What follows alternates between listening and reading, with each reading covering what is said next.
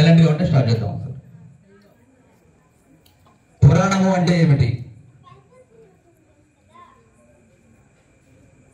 అసలు మనం పెట్టుకున్న ప్రోగ్రామే పురాణాదిహాసాల పైన క్విజ్ పోటీ. పురాణము అంటే ఏమిటి? నెంబర్ 4 చెప్పండి. కూర్చొని చెప్పండి, పర్లేదు, కూర్చొని చెప్పండి. మీ ఇబ్బందిని మేము గ్రహిస్తాం.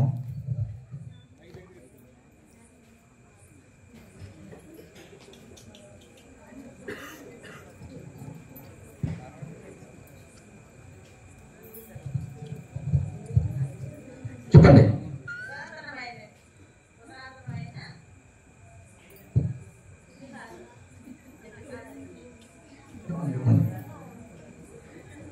వచ్చారు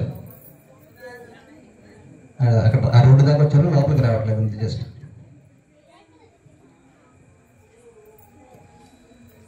ఇంకేమైనా చెప్తారా?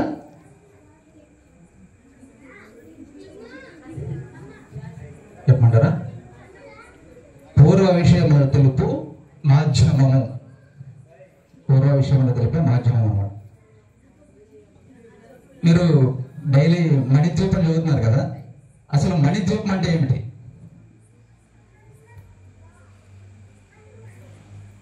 రోజు చదువుతున్నారు కదా, అక్కడ చిటికలు చదువుతున్నారు, ఇక్కడ చదువుతున్నారు.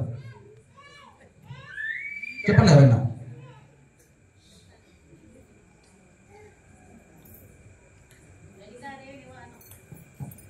చాలా షార్ట్ గా చెప్పేశారు, ఇంకా లెంగ్తీగా చెప్పచ్చు దాన్ని. Correct answer.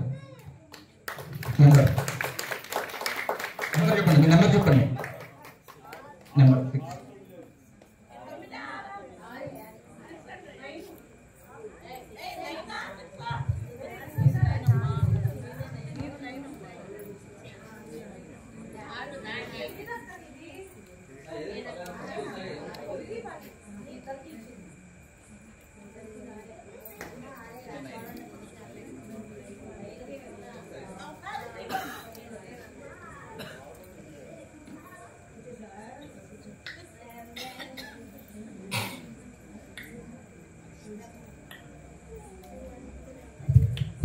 6. వేసారా? మణిద్వీపం అంటే ఏంటో కొంచెం చెప్తాను మీకు, అంటే మీకు తెలియదని కాదు, షార్ట్ గా చెప్పేశారు. శ్రీచక్ర బిందు స్వరూపిణి శ్రీ రాజరాజేశ్వరి మహాత్రిపుర సుందరి లలిత జగన్మాధని అమ్మవారు నివాసం ఉండే పవిత్ర ప్రదేశమే మణిద్వీపం. 14 లోకాల అనంతరం సర్వలోకములో ఆమె కొలువై ఉన్నారు. యావత్ జగతిని పరిరక్షించే అమ్మవారి మధ్యలో ఏర్పడిన ఆలోచనే ఈ మణిద్వీపం. ఈ ద్వీపానికి 4 పక్కల అమృతంతో కూడిన సముద్రం ఉంది. ఆవిడ ద్వీపం చుట్టూ ఉన్న సముద్రం నీరు ఉప్పుగా ఉండదు, చాలా అమృతంలాగా ఉంటుందంట. ఈ ద్వీపాన్ని దేవి భాగవతంలో కూడా వర్ణించబడినది. అంతులేని వజ్రాలు, రత్నాలు, ముత్యాలు, పగడాలు, వైడూర్యాలు అనే అనేక నవనిధులతో పాటు బంగారమయమైన కొండ కూడా ఆమె సొంతం అంటారు. కైలాసము, వైకుంఠము కంటే అద్భుతమైనది ఈ ద్వీపం. యావత్ విశ్వంలో కూడా లభించని అనంతమైన రత్న సంపద కలిగిన ఉన్న ద్వీపం ఈ ద్వీపం. అక్కడ అమ్మవారు చింతామణి గృహములో జ్ఞాన మండపంలో ఉంటారు. వేచి ఉండాలంటే మనకు శక్తి చాలదు. అన్నిటికీ మించి ప్రతినిత్యం మీరు మణిద్వీప వర్ణన ఆలపిస్తుంటే ఆ అమ్మ సన్నిధిలో మేమందరం ఉన్నట్టుగా భావన కలగటం మా అదృష్టం. మీ అందరికీ మా హృదయపూర్వక నమస్కారాలండి. అది సింపుల్గా చెప్పుకున్నాం. Next question. మహామృత్యుంజయ మంత్రం విన్నారా? దానిని ఎవరు రచించారు?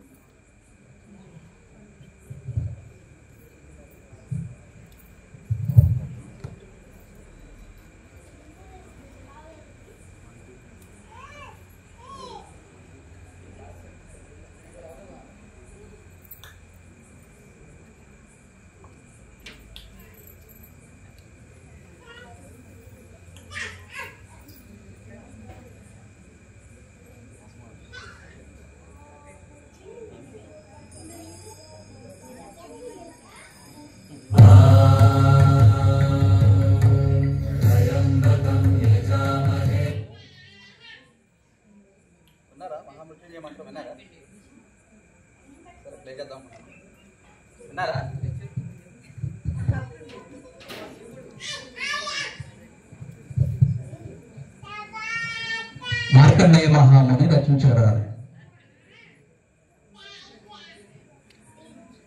ఈ మంత్రం మార్కండేయ మహాముని ఎవరి కోసం ఉపదేశించారు?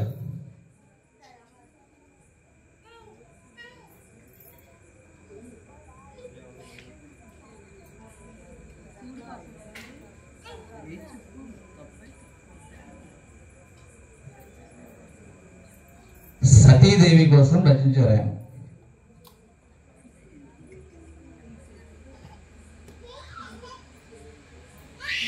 మహామృత్యుంజయ మతం ఎవరి కోసం సతీదేవి ఆవాహన చేసుకున్నారు? ఆ మంత్రాన్ని ఆవిడ ఆవాహన చేసుకున్నారు ఎవరి కోసం?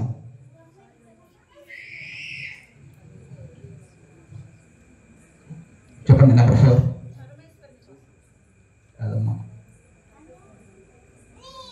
ఒక ఆయన ప్రాణాలు సంకట పరిస్థితిలో ఉంటే ఈవిడ ఆ మహామృత్యుంజయ మంత్రాన్ని ఉపదేశించుకున్నారు. కాదమ్మా, మార్కండేయులే ఆయన రచించారు ఆ మంత్రాన్ని. సతీదేవి ఆవాహన చేసుకుంది. అది ఎవరి కోసం? చంద్రుడి కోసం ఆవాహన చేసుకుంది ఆవిడ.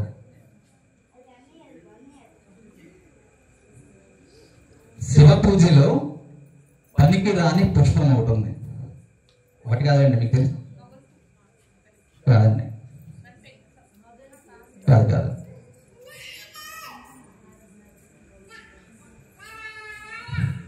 పక్కింట్లో ఎవరికి తెలియకుండా కొట్టుకొస్తారు చూడండి, ఆ పూలు పనికి రాకుండా ఉంటాయి. అది కాదు, అది సరదాగా చెప్పాను. అది కాదమ్మా.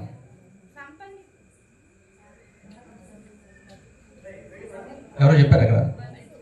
Yes, correct answer. బంతి పువ్వు కూడా పూజకి, ఆ శివ పూజకే కాదు, ఏ పూజకి పనికిరాదు. అది కేవలం అలంకరణకి మాత్రమే తప్ప పూజకి పనికిరాదు. అది చాలా మంది పూజలో వాడుతుంటారు.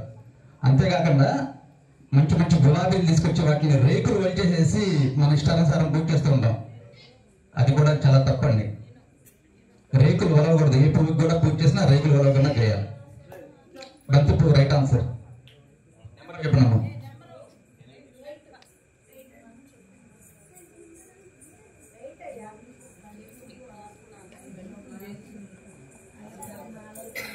గాయత్రి మంత్రం ఏ వేదంలో రాయబడినది?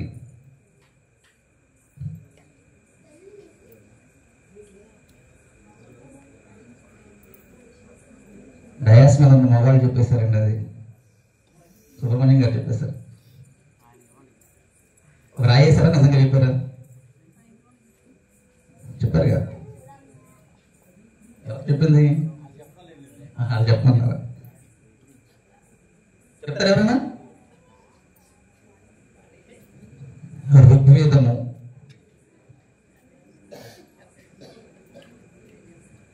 భారతదేశపు పూర్వ నామము. భారతదేశము ఇండియాని కాకుండా అంతకుముందు ఒక నామం ఉంది, దీనికి పేరు ఉంది, పాత పేరు. ఆంధ్ర అనేది కదమ్మా, తెలంగాణ ఆంధ్ర కాదు. ఎస్, కరెక్ట్ అమ్మా. అది చెప్పిందండి. అది ఎత్తండి, నేను ఎక్కడికి ఎత్తానండి. నెంబర్ ఎత్తండి.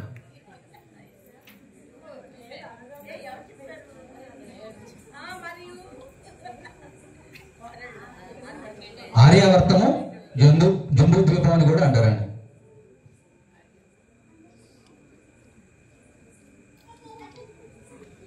ఆర్యావర్తంలో ముఖ్యమైన అతి పవిత్రమైన అరణ్యం ఏది? నెంబర్ చెప్పు.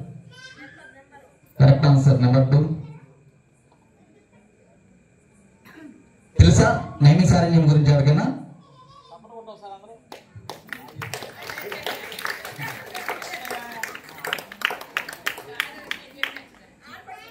చెప్తారా నైమిసారణ్యం గురించి ఎవరైనా? అది ఎవరైనా చేస్తారండి ఇక్కడ? అందరూ ముందు చేస్తారు. శ్రీ సత్యనారాయణ స్వామి వ్రత విధానము సూత మహాముని సౌనికాది మునులకు మొదటిసారిగా చెప్పిన ప్రదేశం అది. అది ప్రస్తుతం ఉత్తరప్రదేశ్ లోని లక్నోకి అతి చేరువలో గోమతి నది ఒడ్డున ఈ నది ఈ నైమిసారణ్యం ఉందండి. అక్కడ ఉత్తరప్రదేశ్ లో. చాలా ఈజీ క్వశ్చన్ అండి. చెప్తున్నా, ఎవరైనా నెంబర్ ఎత్తుంటే వాళ్ళకే ఇచ్చేస్తాం. అది కూష్మాండము అంటే ఏమిటి? చాలా మంది లేపేస్తారు అనుకున్నాను. ఏంటమ్మా కూష్మాండము అంటే ఏంటి? Correct answer number 12.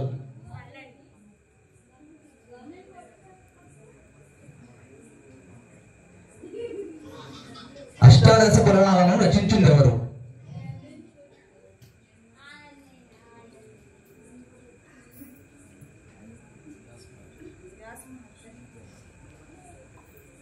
చెప్పండి.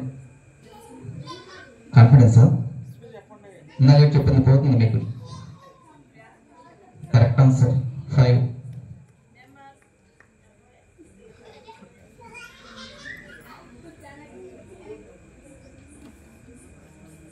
మహాసత్రయాగము ఎవరు చేశారు? మహాసత్రయాగము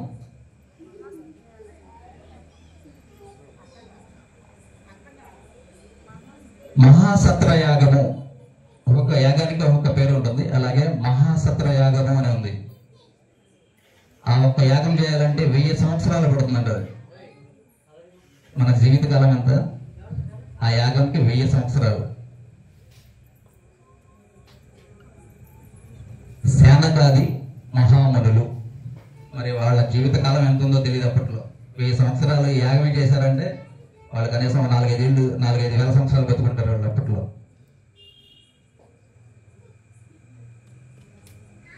ఇది చాలా ఈజీ క్వశ్చన్ అండి. మహావిష్ణువుని ద్వారపాలకులు. Correct answer. నెంబర్ చెప్పండి. Number 2 correct answer.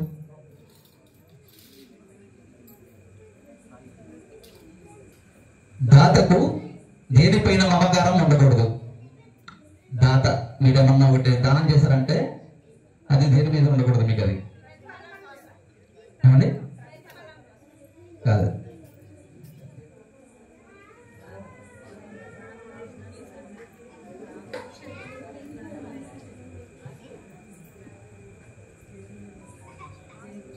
ప్రశ్నలోనే సమాధానం ఉంది.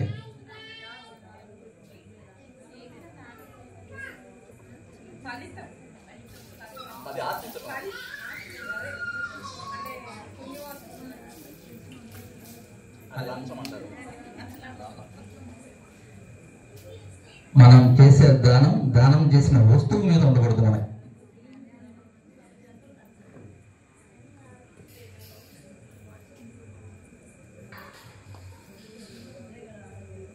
నమ్మమ్మ అంటూ ఉంటారు ఇచ్చేటప్పుడు. అంటే ఏంటి?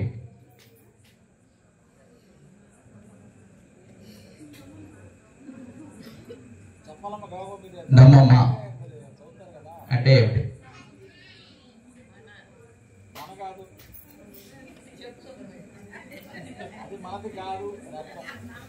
అబ్బా సూపర్ అండి. సుబ్రహ్మణ్యం గారు ఒకసారి గట్టిగా దాచుకుంటుంది. సుబ్రహ్మణ్యం గారు కూడా అక్కడ కూర్చోబెట్టాలి. నెంబర్ ఇస్తే కరెక్ట్ ఆన్సర్ సుబ్రహ్మణ్యం గారు. అది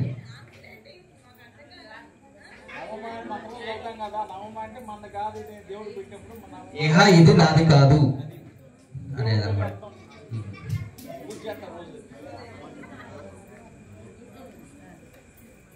సతీదేవి శరీర భాగాలు ఎన్ని ఖండాలుగా భూమి మీద పడ్డాయి? నెంబర్ 12 చెప్పన్నామా?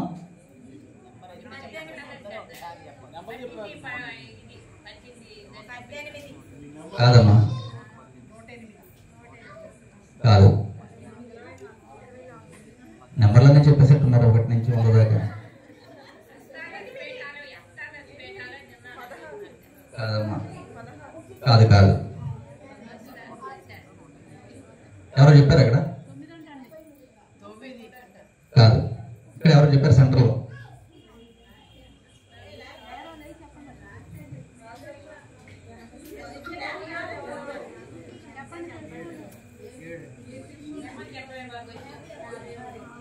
యాభై ఒక్క భాగాలుగా భూమి మీద పడింది. ఇది చాలా ఈజీ ప్రశ్న. అష్టాదశ శక్తి పీఠాలు ఎన్ని? మన భారతదేశంలో అవి ఎన్ని ఉన్నాయి?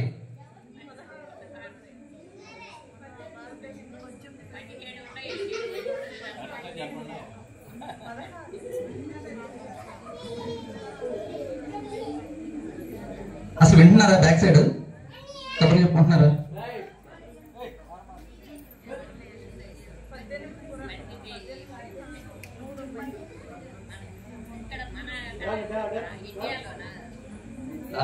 మన భారతదేశంలో అవి ఎన్ని ఉన్నాయి?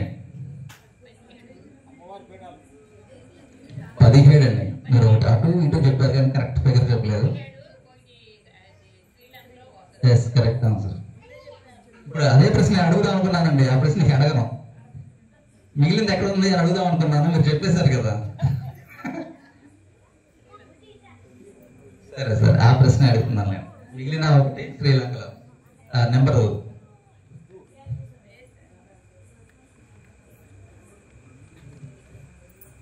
అష్టాదశ శక్తిపీఠాలు ఆంధ్రప్రదేశ్లో ఎన్ని ఉన్నాయి? అవి ఎక్కడున్నాయి?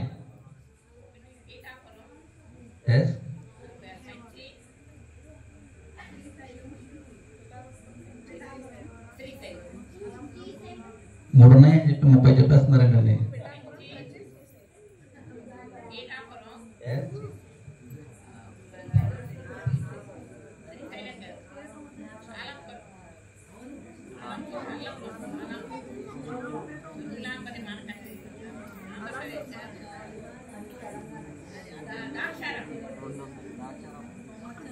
ఇంకా 2 చెప్పారు.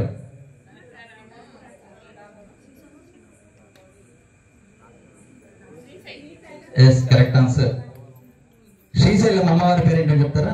ఆ నెంబర్కి పాయింట్ వేసుకోండి. ఒక పాయింట్ అదండి. ద్రాక్షారామం, పిఠాపురం. ఎస్, సూపర్ అండి. ఒకసారి క్లాప్స్.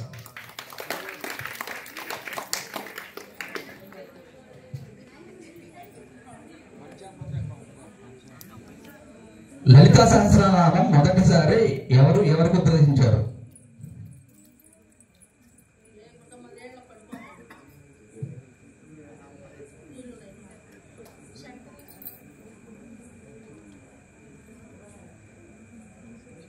హగ్రీవుడు అగస్త్య మునికి ఉపదేశించాడు. చాలా ఈజీ క్వశ్చన్ అండి, పిల్లలనే చెప్పేస్తారు. ఇది దేవతల గురువు. పిల్లలు చెప్పేసేట్టున్నారు, రెడీగా ఉన్నారు పిల్లలు. Number correct answer. నెంబర్ 18.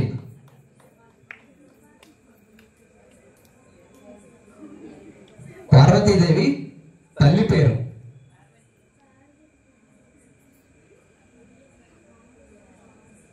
తండ్రి పేరు తెలుసా?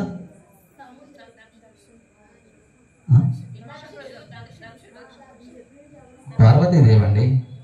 ఆ తరం అయిపోయి నెక్స్ట్ తరంలోకి వచ్చేస్తారు పార్వతీదేవి. నేను అడిగింది కరెక్ట్ ఆన్సరే, కానీ తల్లి పేరు నేను అడిగింది. నాకు కావాల్సిన సమాధానం ఇది. చెప్తారా ఎవరన్నా?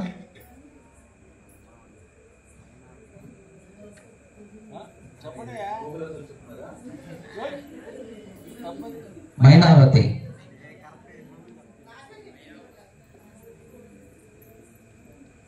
శివుని విల్లు పేరు?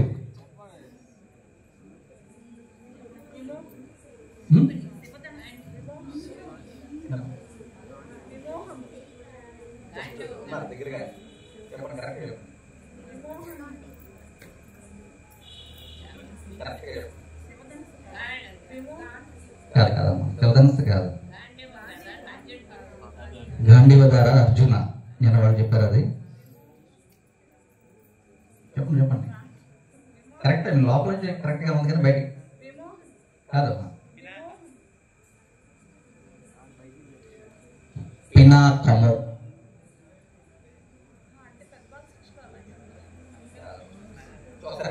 చూడండి, స్పెల్లింగ్ మిస్టేక్ అయితే అయి ఉండాలి. పినాకం. హనుమాన్ చాలీసా ఎవరు రాశారు?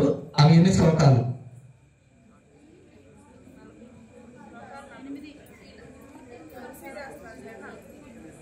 కరెక్ట్ ఆన్సర్ అండి, తులసీది రాశారు. అసలు ప్రశ్నలోనే ఉంది సమాధానం. చాలీసా అంటే 40. హనుమాన్ చాలీసా 40.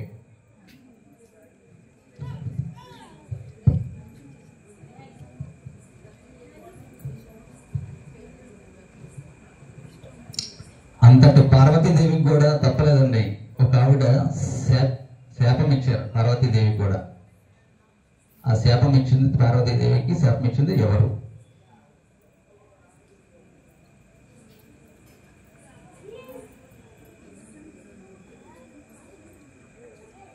రతీదేవి, మన్మధుడి భార్య. కొంచెం ఇప్పుడు వెనక్కి వెళ్తే కనుక కొడుకును ఏమంటారు?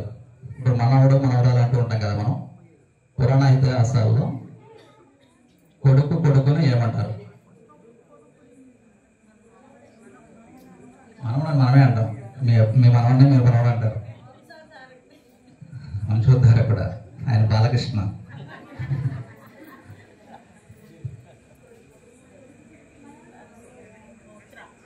మన పంతులు గారు చదివేటప్పుడు కూడా అది వస్తుంది. ఎక్కడ 18 తిరగేసి చెప్తున్నారు. మన నెంబర్ 81 లాగా ఉంది. పౌత్రుడు అంటారు. కరెక్ట్ ఆన్సర్ అమ్మా, నెంబర్ 18. కుమారుని కొడుకుని ఏమంటారు? కూతురికి. సరే ఇందాక చెప్పింది కుమారుడు, ఇప్పుడు కుమార్తె. పౌత్రుడు చెప్పారు కదా ఇందాక.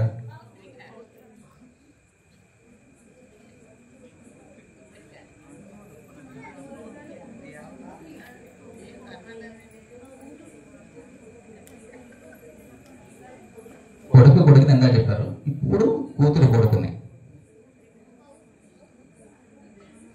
ఏంటమ్మా? కరెక్ట్ చెప్తారు కానీ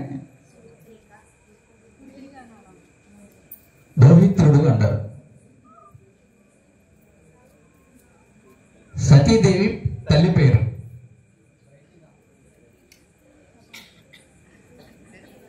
సతీదేవి.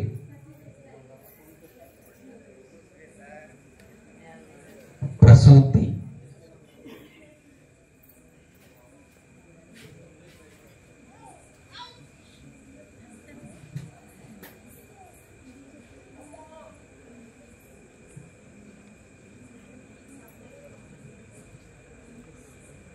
అయిపోయినాయండి రాసుకున్న క్వశ్చన్స్. ఇందాక సమాధానాలు వచ్చేసినాయి 2-3 ప్రశ్నలకి, వాటిని అడగట్లేదు. ఇందాక వచ్చేసినాయండి సమాధానాలు, బట్టి వచ్చేసినాయి.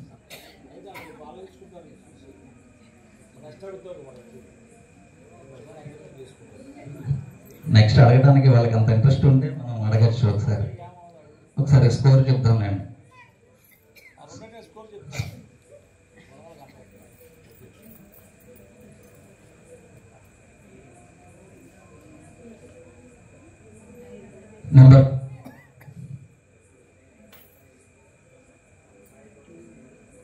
నెంబర్ 18. ఒకసారి ఉంచండి.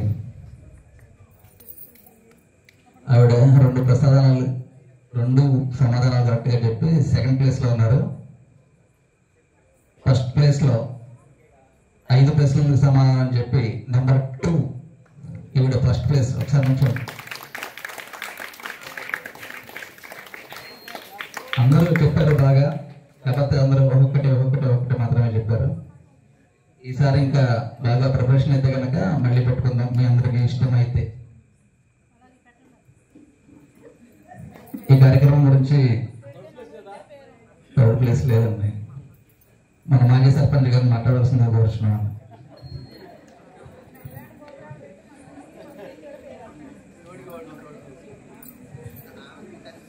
అందరికీ నమస్కారం. ఈ సభ పెట్టి మా అందరికీ తెలవనవి కూడా చాలా మట్టి తెలుసుకున్నాయి. పిల్లలకే కాకుండా పెద్దవాళ్ళకి కూడా చాలా తెలవనవి తెలుసుకున్నాము. అందరికీ నాకు అవకాశం ఇచ్చిన మీ అందరికీ కృతజ్ఞత తెలుపుతూ సెలవు తీసుకుంటున్నాను.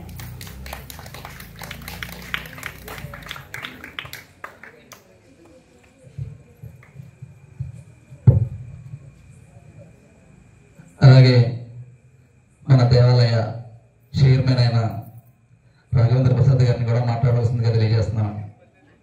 మాట్లాడండి. ఆయన మాటల మనిషి కాదు, చేతల మనిషి అంట, మాట్లాడారు. అలాగే ఆలయ ప్రధాన అర్చకులు వంశీ గారిని కూడా మాట్లాడవలసిందిగా కోరుతున్నాను. మా సంతోషం కోసం, అంతకంటే ఏం లేదు. సరే మంత్రాలే కదా ఒకసారి అందరికి. మన దేవాలయంలో ఈ విధమైనటువంటి కార్యక్రమాన్ని చేపట్టినటువంటి వాళ్ళకి ముందు ప్రథమంగా కృతజ్ఞతలు. తర్వాత మనం ఒక విషయాన్ని తెలుసుకుని ఏదైనా సరే ఒక అర్చనా కైంకర్యం అనేటువంటిది కానీ, ఒక పురాణం కానీ, ఒక పారాయణ, ఒక లలితా పారాయణ, మణిద్వీప వర్ణన, దాని గురించి మనం తెలుసుకుని చేయటంలో అమితమైనటువంటి ఫలితాన్ని మనం పొందుతాం. దాని గురించి ఏ విధమైనటువంటి మనం పూజ చేస్తున్నామంటే దాని గురించి ఏ విధమైనటువంటిది కించిత్ కూడా మనకి తెలియకుండా చేసినటువంటి దానికి, తెలిసి చేసినటువంటి దానికి అపారమైనటువంటి ఫలితం ఉంటుంది. కాబట్టి మనం చేసేటువంటి దాని గురించి కొంతలో కొంతైనా సరే కొంత అవగాహన ఉండటం, మనం చెప్పుకుని మన పిల్లలకి, మన మనవాళ్ళకి ఈ విధమైనటువంటివన్నీ కూడా చెప్తేనమ్మా మన హిందూ ధర్మం అనేటువంటిది నిలబడుతుంది. దేవాలయ వ్యవస్థలు కానీ, ఈ విధమైనటువంటి పురాణాలు కానీ, ఏ దేవత ఆరాధన అయినా సరే మనం ఇంకా మన పిల్లలకి, మన పిల్లల తరాలకి, తరువాత తరాలకి ఫలానా రోజుల్లో మా నాయనమ్మ చెప్పింది, ఫలానా రోజుల్లో మా మనవడు చెప్పాడని చెప్పేసి, ఈ విధమైనటువంటి తండ్రి గారు చెప్పారు, మా తాతగారు చెప్పారని చెప్పేసి మనం చెప్పుకున్నాం. కానీ ఇవాళ మన పిల్లలు, మన మనవళ్ళు ఆ విధమైనటువంటి దాన్ని ఇంకా ముందుకు తీసుకెళ్లే విధంగా కొంత మనలో మనం కొంత కృషి చేస్తే గనక చక్కగా మనం ఈ విధమైనటువంటిది ఇవాళ పునాది వేసి ప్రతి సంవత్సరం ఈ విధమైనటువంటి కార్యక్రమం చేసుకుంటే గనక మనకి కొంత జ్ఞానాన్ని పెంపొందించుకుని మన పిల్లలకు కూడా చెప్పుకుందాం. సరేనమ్మా, శుభం.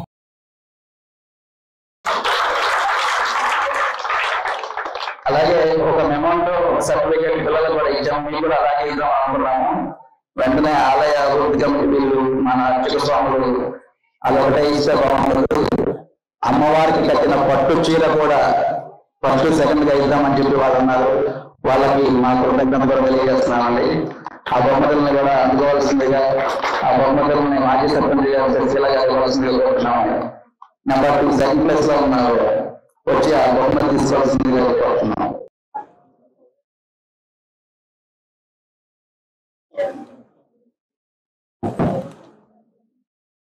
రెండు ప్రశ్నలకు సమాధానం చెప్పి రెండో ప్లేస్ లో పంపిస్తారు. క్లాస్ అమ్మా సార్.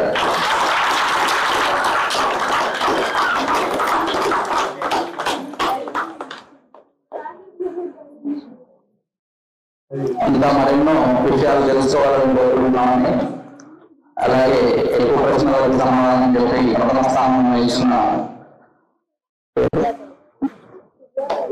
సుజాత గారు నుంచి గవర్నమెంట్ తీసుకోవాల్సిందిగా కోరుతున్నాం.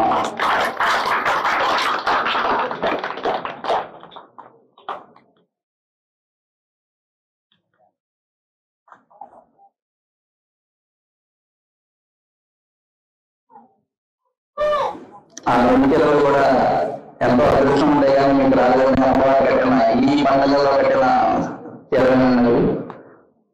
Okay, thank you.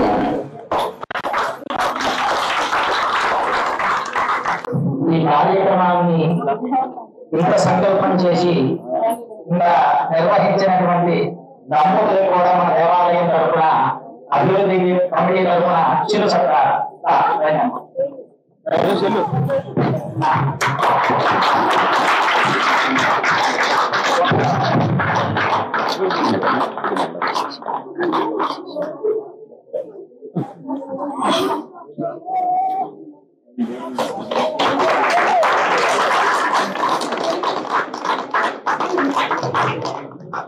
మేము చేసింది చాలా చిన్న కార్యక్రమం అండి, కానీ మీరు చాలా పెద్ద మనసుతో ఇలాగా బట్టలు పెట్టడం అనేది మా పూర్వజన్మ సుకృతంగా భావిస్తున్నామండి. మీ అందరికీ, కమిటీ వారికి ప్రత్యేక కృతజ్ఞతలు, హృదయపూర్వక నమస్కారాలు తెలియజేస్తున్నానండి. థ్యాంక్ యూ అండి, థ్యాంక్ యూ వెరీ మచ్.